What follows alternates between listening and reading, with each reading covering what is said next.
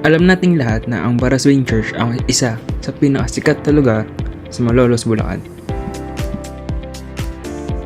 Pero alam nyo ba, sa di kalayuan, matatagpuan natin ang kauna-unang Presidential Palace ng First Philippine Republic.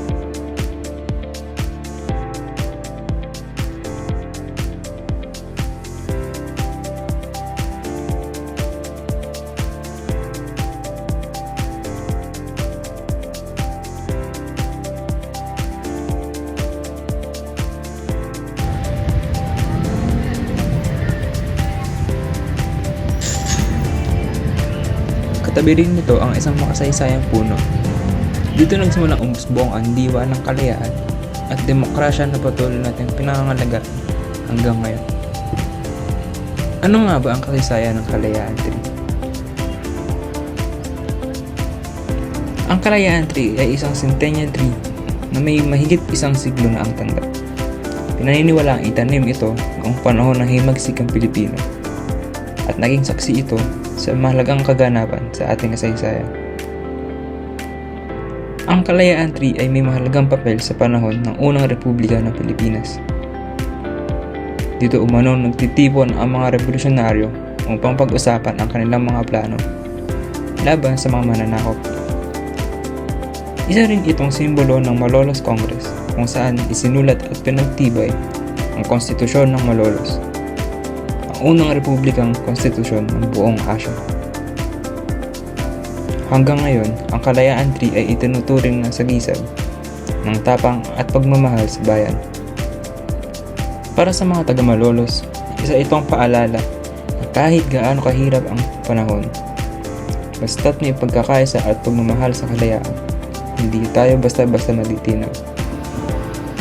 Tulad ng matibay na ugat ng punong ito.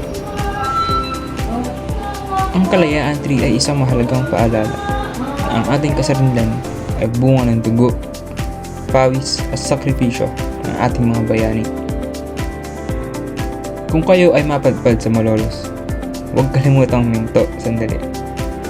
Magbigay galang at alalahanin ang mga aral na dala ng punong ito.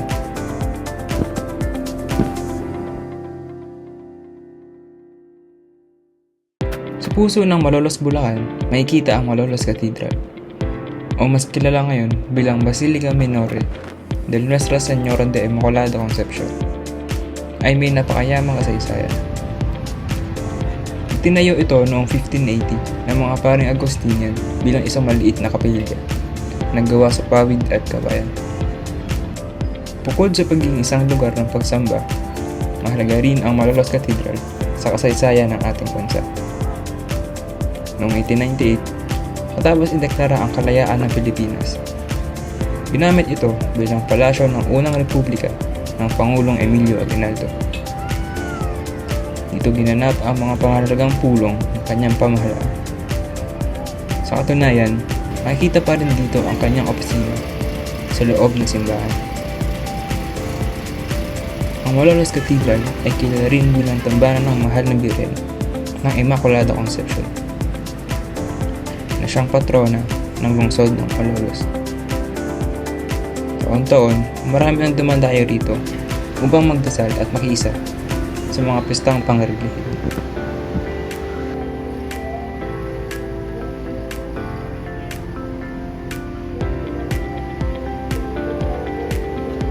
Ang Malolos Cathedral ay hindi lamang isang simbahan, kundi isang buhay na tagapag-ingat ng ating kasaysayan at kultura. Kung mahilig kayo sa kasaysayan o nais ninyong mas maunawaan ang ating mga ugat bilang Pilipino, siguraduhin ninyong bisitahin ang lugar na ito. Ang Malolos Cathedral ay hindi lamang isang simbahan, kundi isang buhay na tagapag-ingat ng ating kasaysayan at kultura. Kung mahilig kayo sa kasaysayan o nais ninyong mas maunawaan ang ating mga ugat bilang Pilipino, siguraduhin ninyong bisitahin ang lugar na ito.